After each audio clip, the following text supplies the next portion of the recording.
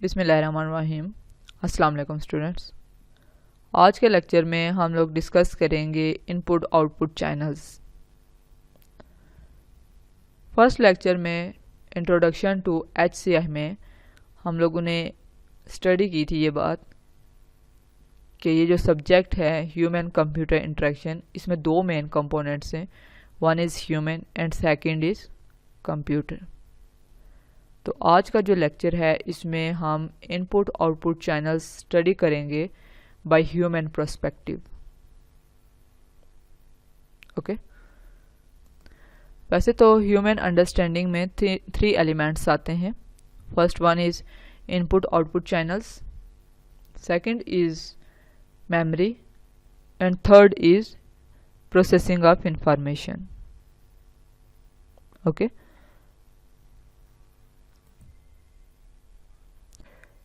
we all are familiar with the words input and output. Input output channels क्या हैं? Input output channels basically they indicates the interaction of human with a computer. Okay, interaction की बात की हमने, तो interaction अब किस तरह होती है? Interaction is done by sending and receiving data. Sending and receiving data. That's called input-output channels. Examples ले लेते हैं हम लोग कि ह्यूमन जो है वो कीबोर्ड से एक की प्रेस कर रहा है, ये इंटरेक्शन हो रही है। ठीक है, ह्यूमन वर्किंग करते करते कोई एरर कर गया सॉफ्टवेयर पे, कहीं पे उसने कोई एरर कर दी है, तो क्या होगा कि सॉफ्टवेयर हमें या सिस्टम बीप करना शुरू कर देगा और या फिर कोई मैसेज प्रॉम्प्ट करेगा और हमें मैसेज डिस्प्ले होगा, और वो जो बीप होगी, वो जो भी प्रॉम्प्ट होगी, जो भी अलर्ट आएगी हमारे पास, वो क्या करेंगे हम लोग हेयर करेंगे। यही होता है ना, इसी तरह इंटरेक्शन कर रहे होते हैं ना इसकी, या फिर कोई मैसेज आया, सिस्टम बीप करना स्टार्ट हो गया, तो यही इनपुट आउटपुट चैनल्स हैं। आज के लेक्चर में हम लोग ये चीज़ क्लियर करेंगे कि इनपुट में कौन कौन सी चीज़ें आती हैं, आउटपुट में कौन कौन सी चीज़ें आती हैं। ठीक है, तो यहाँ पे वैसे एक कंसेप्ट है इनपुट आउटपुट चैनल्स का। जो टॉपिक है हमारे पास बेसिकली इस चीज़ पे बेस कर रहा है कि ह्यूमन की जो इनपुट होती है वो कंप्यूटर की आउटपुट होती है, और जो ह्यूमन की आउटपुट होती है वो कंप्यूटर की इनपुट होती है। ये बेसिकली एक सर्कल होता है, एक साइड है हमारे पास ह्यूमन, एक साइड है हमारे पास कंप्यूटर। ह्यूमन सिर्फ लेफ्ट साइड को देखेंगे, ह्यूमन की साइड को, जहाँ पे उसने एक हैंड में इनपुट को पकड़ा हुआ है और दूसरे हैंड में आउटपुट को पकड़ा हुआ है।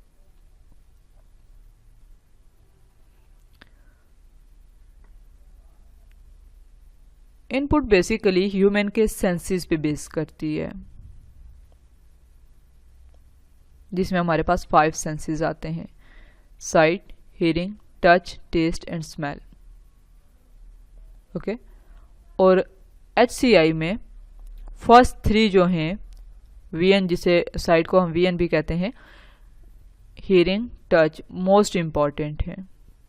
जितनी भी रिसर्च हो रही है, जितनी भी डेवलपमेंट हो रही है, जितने भी हमारे पास ट्रेंडिंग प्रोडक्ट्स आ रही हैं, वो सब जो हैं वो इन 3 सेंसेस पे वर्क कर रही हैं। Taste and smell current time में इन लोगों का इतना रोल नहीं है, इसलिए इन लोगों पे इतनी बातचीत नहीं की जा रही, और इस सब्जेक्ट में भी हम लोग फिर इन 2 सेंसेस को इतना स्टडी नहीं करेंगे, फर्स्ट 3 सेंसेस को हम लोग स्टडी करेंगे।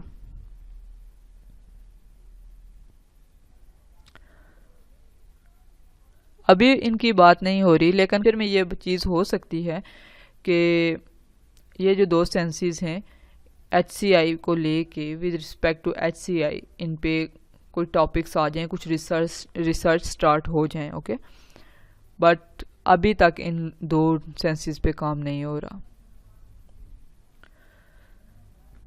देन हमारे पास आ जाता है आउटपुट। तो आउटपुट में हमारे पास क्या आता है? आउटपुट जो है वो हमारे इफेक्टर्स पे डिपेंड करती है, जिसे हम लोग रिस्पॉन्डर्स भी कहते हैं। इसमें हमारे पास लिम्स, फिंगर्स, आइज, हेड, ये चीज़ें आ जाती हैं। ओके, अब स्टार्ट करते हैं वीएन। बट टॉपिक स्टार्ट करने से पहले मैं आप लोग को बता दूं, क्लास का एनवायरनमेंट कुछ इस तरह से बनने वाला है कि ऐसा फील होगा कि हम बायोलॉजी के स्टूडेंट हैं, क्योंकि आज हम ह्यूमन को अंडरस्टैंड कर रहे हैं ना। तो यहाँ पे हमने ह्यूमन आई को अंडरस्टैंड करना है। और ये चीज़ आप लोगों ने बिल्कुल नहीं सोचनी कि मैं तो जस्ट प्रोग्रामिंग करता हूँ और ये टॉपिक मुझसे रिलेट नहीं कर रहा, या मैं तो जस्ट ग्राफिक डिज़ाइनिंग करता हूँ और ये टॉपिक तो मुझसे रिलेट नहीं करता, मैं तो जस्ट लोगो डिज़ाइन करता हूँ, ये चीज़ तो मुझसे रिलेट नहीं करती। आप जो भी करते हैं, ठीक है, ये चीज़ आप लोगों से रिलेट करती है। तो इस टॉपिक को आप लोग बहुत अच्छे से अंडरस्टैंड करेंगे। स्टार्ट करते हैं अपना टॉपिक। वीएन में हमारे पास 2 स्टेजेस आते हैं। First one is physical reception of the stimulus, and second is the processing and interpretation of that stimulus. Okay, अब इन दोनों स्टेजेस को 1 बाय 1 करके देखते हैं। पहले बात करते हैं स्टिमुलस की। ये क्या होता है?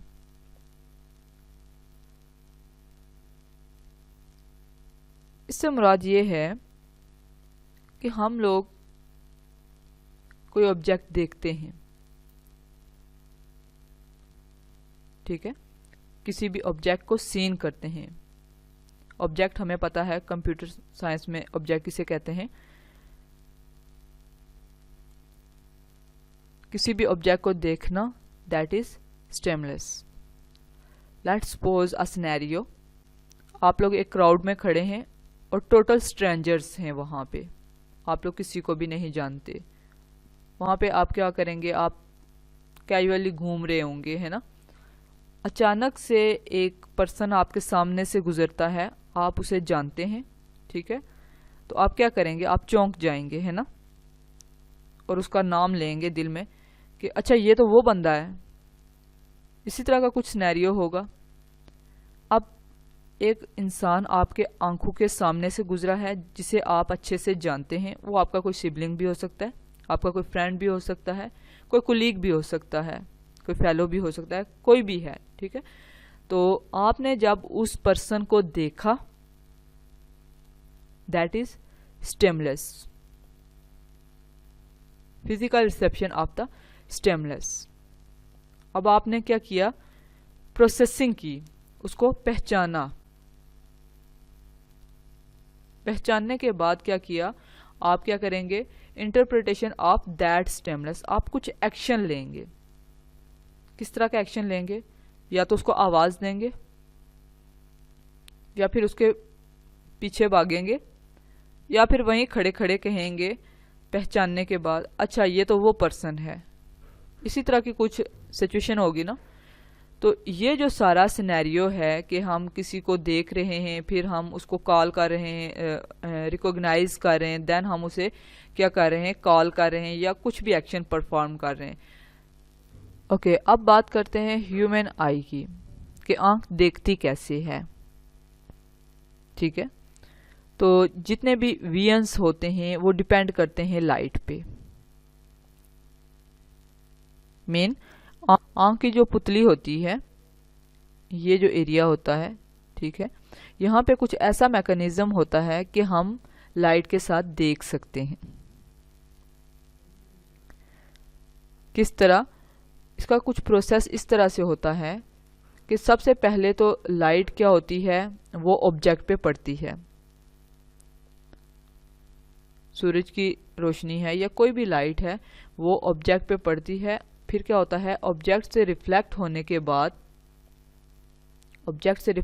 के बाद वो हमारी आंख पे आके पड़ती है। अब लाइट रिफ्लेक्ट होके हमारी आई पे आई और हमारी आई ने उस लाइट को रिसीव किया। ओके, अब क्या होगा कि हमारी आंख के अंदर क्या होगा कि एक इमेज बन जाएगा उस ऑब्जेक्ट का। तो ये जितना भी प्रोसेस होता है कि लाइट आई, लाइट ऑब्जेक्ट पे पड़ी और फिर ऑब्जेक्ट से रिफ्लेक्ट होके हमारी आंख पे आई है लाइट, तो ये सारा जो प्रोसेस होता है ये कॉर्निया, ठीक है, लेंस और फिर रेटिना, ये हैंडल कर रहे होते हैं।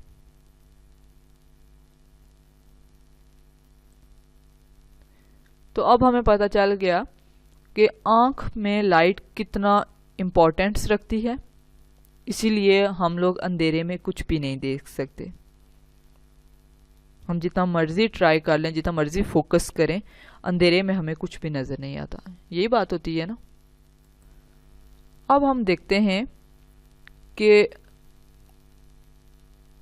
आंख के अंदर और कौन कौन से कंपोनेंट्स हैं और वो किस तरह वर्क कर रहे होते हैं। जब लाइट पड़ी ऑब्जेक्ट पे और हमें एक इमेज हमारी आंख में बन गया ऑब्जेक्ट का, अब बैक एंड पे वर्किंग किस तरह हो रही होती है। बैक एंड पे कुछ इस तरह से वर्किंग होती है कि यहाँ से लेंस से इमेज किस में आती है, रेटिना में आती है, और रेटिना में इमेज कुछ इस तरह से आती है कि अपसाइड डाउन, अपसाइड डाउन से मुराद उल्टी इमेज आती है। और कैमरा भी कुछ हमारा इसी तरह काम कर रहा होता है, ठीक है। अब ये जो हमारे पास इमेज उल्टी आती है, इसको हमारा ब्रेन जो है, ये रेटिना जब इसे पास करता है हमारे ब्रेन की तरफ, तो ब्रेन क्या करता है, उसको सीधा करता है, उस इमेज को ब्रेन सीधा करता है। तो इस तरह से कुछ वर्किंग हो रही होती है कि हमारे पास लाइट आई, ठीक है, लाइट लेंस ने लाइट आने के बाद हमने इमेज को क्या किया, डिटेक्ट किया, और वो जो इमेज है वो रेटिना के पास गई और रेटिना ने उस इमेज को उल्टा रीड किया, ठीक है, अपसाइड डाउन, उसको उल्टा रीड किया, और उल्टा रीड करने के बाद वो उसी तरह ब्रेन को पास कर देगी। अब ब्रेन का काम क्या है, वो उस इमेज को सीधा करेगा। अब बात करते हैं रेटिना की। रेटिना क्या है और कैसे काम करता है। रेटिना में दो चीजें आती हैं हमारे पास, एक आता है रॉड्स और दूसरी चीज आती है कॉन्स। ओके, रॉड्स क्या होता है, रॉड्स होते हैं फॉर लो लाइट वीएन, और कॉन्स होते हैं हमारे पास फॉर कलर वीएन। एक एक करके इन दोनों की बात करते हैं। रॉड्स आंख में किस जगह होते हैं और कॉन्स आंख में किस जगह होते हैं, कैसे काम करते हैं। अच्छा, रॉड्स की बात की हमने कि rods for low light vision, और ये रेटिना के बाहर वाले हिस्से में होते हैं, यहां।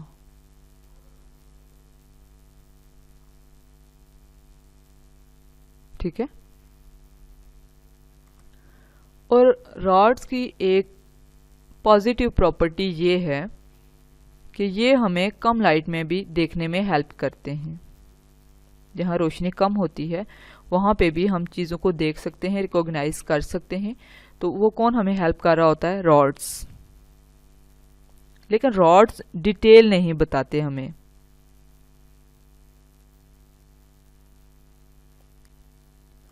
हम अंधेरे में चीज को रिकॉग्नाइज तो कर सकते हैं लेकिन उसकी डिटेल नहीं ले सकते कि ये है क्या चीज। थोड़ा ब्लर सा इमेज हमारे पास आता है और मतलब डिटेल चीज हम नहीं बता सकते कि ये क्या चीज है। ओके, आप लोग इमेजिन कर सकते होंगे क्योंकि हर इंसान आंख रखता है और हर इंसान को पता है कि मैं ये जो चीज़ है किस तरह से डिटेक्ट कर सकता हूँ, किस तरह से नहीं डिटेक्ट कर सकता, और कितना अंधेरा होगा जहाँ पे हमें रॉड्स हेल्प कर सकते हैं और कितना अंधेरा होगा जहाँ पे रॉड्स हमें हेल्प नहीं कर सकते। ठीक है, लाइट की बात हो रही है कि कितनी लाइट होगी जिसमें हम चीज़ें रिकॉग्नाइज कर लेंगे, उनकी डिटेल ले लेंगे, और कितनी लाइट होगी जिसमें हम डिटेल नहीं ले सकते। अब आप देखें कि जब हम लोग अंधेरे में होते हैं, बहुत ज़्यादा अंधेरे में होते हैं, तो क्या होता है कि अंधेरे से निकल के जब हम रोशनी में आते हैं, एकदम से रोशनी में आते हैं, तो कुछ सेकंड्स के लिए टेम्परेरीली हमारी आंखों के आगे अंधेरा होता है ना, कुछ सेकंड्स के लिए होता है, लेकिन हमारी आंखों का बिहेवियर कुछ इस तरह से होता है कि हमें कोई भी चीज़ नज़र नहीं आती। तो ये जो प्रोसेस होता है that's because of rods. Okay, और एक इंसानी आंख में 120 मिलियन रॉड्स होते हैं। ओके, देन सेकंड थिंग हमने पढ़ी थी कॉन्स, और कॉन्स को हमने कहा ये किसके लिए होते हैं, for colour vision. Colour vision के लिए हमारे पास होते हैं। अब इससे क्या मुराद है, कलर विजन से क्या मुराद है, इसकी बात करते हैं।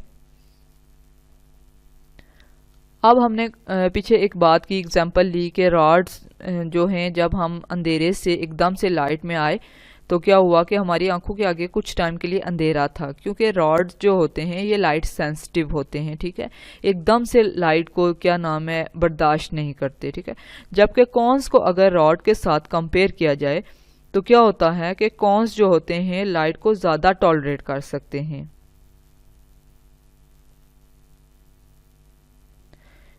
क्योंकि जब रोशनी ज़्यादा होती है ना तो हम कॉन्स का सहारा ले रहे होते हैं। इसका मतलब ये है कि कॉन्स क्या हैं, ये कलर विजन है। कलर्स को हम लोग डिफरेंट कलर्स को डिटेक्ट करते हैं कि ये कौन सा कलर है, ये कौन सा कलर है, तो ये भी कॉन्स की हेल्प से हम लोग कर रहे होते हैं।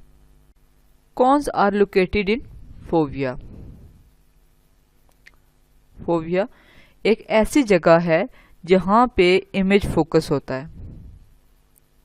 Okay, there are 3 types of cones and each type of cone is sensitive to different wavelength। अब वेवलेंथ क्या है ये हम लोग बाद में देखेंगे। आपको बताया कि आपकी आंख के अंदर एक ऐसी जगह भी होती है जहाँ पे ना तो रॉड्स होते हैं और ना ही कॉन्स होते हैं। अब रॉड्स एंड कॉन्स नहीं है इट मीन्स के फिर हम देख नहीं सकते, है ना, नहीं, ऐसी बात नहीं है। जहाँ पे रॉड एंड कॉन्स नहीं होते वहाँ पे आपका व्यू सिस्टम क्या करता है, व्यू सिस्टम कुछ इस तरह से वर्क करता है कि वो प्रोसेसिंग करता है makeups for the lack of rod and cones in this area, that is called blind spot. Blind spot ही वो जगह है जहाँ पे रॉड एंड कॉन्स नहीं होते, बट व्यूअल सिस्टम क्या करता है, प्रोसेसिंग कर रहा होता है। ओके, इसके अलावा आपकी आंख में कुछ नर्व सेल्स भी होते हैं और उन नर्व सेल्स को इन्हें गैंग्लियन सेल्स भी कहते हैं and these nerve cells are located in your brain. और यहाँ पे नर्व सेल्स जो हैं ये इसमें 2 काम हो रहे होते हैं। First one is pattern detection हो रहा होता है and second is moment detection हो रही होती है। लेट्स सपोज एन एग्जांपल कि हमारा जो फोटो कैमरा होता है उसमें क्या होता है, जस्ट फोटोज क्लिक हो रहे होते हैं, हमारी मूवमेंट्स जो हैं वो क्लिक नहीं हो रही होती। लेकिन जो हमारा वीडियो कैमरा है वहाँ पे क्या हो रहा होता है, हमारी पिक्चर के साथ साथ हमारी मूवमेंट्स भी कैप्चर हो रही होती हैं। तो जो हमारा कैमरा है, वीडियो कैमरा है, वो आप देखें कि सेम एज इट इज़ हमारे ब्रेन की तरह वर्किंग कर रहा है, कि जिससे हमारा ब्रेन 2 चीज़ें कैप्चर कर रहा है उसी तरह वीडियो कैमरा भी उस चीज़ को कैप्चर कर रहा है। तो जब भी हम कोई चीज़ डिज़ाइन करते हैं, देखें वो ह्यूमंस को देख के डिज़ाइन की जा रही। नर्व सेल्स जो होते हैं इनकी 2 टाइप्स होती हैं, X cells, Y cells. X cells क्या करते हैं, पहली बात तो एक्स सेल्स होते कहाँ पे हैं, तो ये फोविया में होते हैं। ओके, अब ये कर क्या रहे होते हैं, ये पैटर्न डिटेक्शन कर रहे होते हैं। मेन कि जो भी ऑब्जेक्ट होता है उसकी डिटेल प्रिसीव कर रहे होते हैं। ओके, अब दूसरी बात करते हैं वाई सेल्स। तो वाई सेल्स जो होते हैं ये हमारे रेटिना के बाहर वाले हिस्से में होते हैं और ये हमारी मूवमेंट को डिटेक्ट कर रहे होते हैं। लेकिन यहाँ पे इनकी एक लिमिटेशन है कि एक्स सेल्स जो हैं ये डिटेल को प्रिसीव कर रहे होते हैं, जबकि वाई सेल्स जो हैं वो हमें डिटेल नहीं दे रहे होते, किसी भी ऑब्जेक्ट की डिटेल, किसी पैटर्न की डिटेल नहीं दे रहे होते। Okay, that's the end of your third lecture. Stay blessed. Allah हाफिज़।